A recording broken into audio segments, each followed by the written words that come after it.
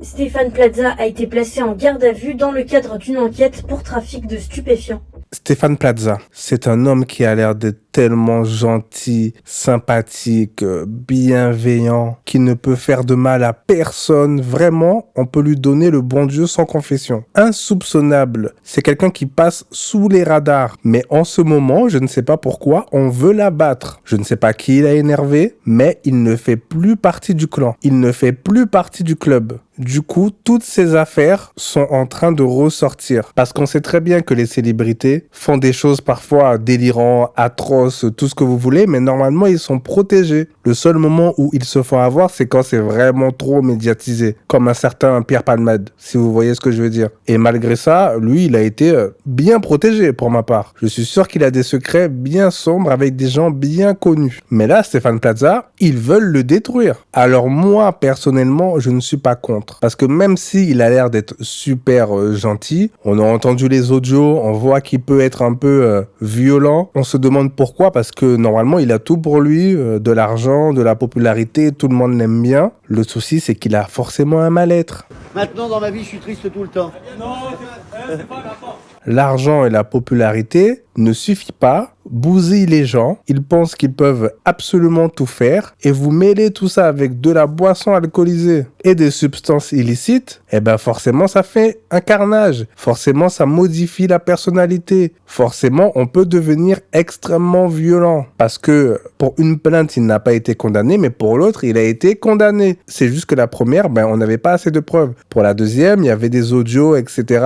Donc elle a pu le prouver. J'ai fait une vidéo pour vous expliquer ça. De toute façon, c'est compliqué de prouver certaines choses parce que c'est la parole de l'un contre l'autre. Surtout si vous avez une tête de gentil, que la plupart des gens vous aiment car vous êtes super connu. Alors là, pour condamner une personne comme ça, c'est extrêmement difficile. Sauf s'il y a des preuves irréfutables, bien sûr. Attention, là, vous m'entendez parler, vous avez l'impression que je le défends, que je lui trouve des excuses. Alors là, pas du tout. À partir du moment où tu prends la décision de commencer à boire, de commencer à prendre des substances, on ne t'a pas forcé, c'est ta responsabilité et tu es totalement coupable. Voilà comment je vois les choses. Là, il se fait interroger parce qu'on pense qu'il va souvent acheter certaines substances à des dealers, tout simplement. On pense qu'il a carrément contribué à faire en sorte qu'ils peuvent continuer à vendre, qu'il a facilité certaines choses grâce à son influence, qu'il a peut-être même distribué à certaines personnes,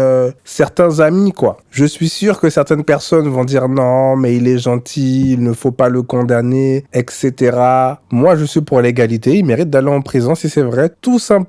Parce que quand c'est un inconnu, vous êtes tous unanimes pour dire que cette personne doit aller en prison. Par contre, quand c'est quelqu'un de connu, quand c'est quelqu'un avec qui vous avez une certaine affinité, là, tout de suite, il faut être un peu plus doux. Non, non, non, non. Il faut arrêter de marcher au physique. Il faut arrêter de marcher avec ce que vous avez vu à la télé parce que cette personne, vous ne la connaissez pas. Vous ne savez pas tout le mal qu'elle a pu faire ou pas. Moi, je suis quelqu'un, quand il faut condamner une personne, généralement, j'essaye de le faire avec certaines preuves, avec de l'analyse du comportement, bien sûr, mais les preuves vont faire un petit peu plus pencher la balance, même si des fois on peut se faire avoir et même si je ne suis même pas sûr que ça soit la meilleure chose à faire parce que dans certains cas, les preuves peuvent être manipulées. Mais bon, il faut bien commencer avec une base. On est bien obligé de prendre quelques règles pour pouvoir juger une personne. C'est comme ça. Pour la 100e fois, ne vous fiez pas aux apparences, ne vous fiez pas aux écrans et dites-vous que toute personne célèbre est potentiellement une personne problématique. Ciao.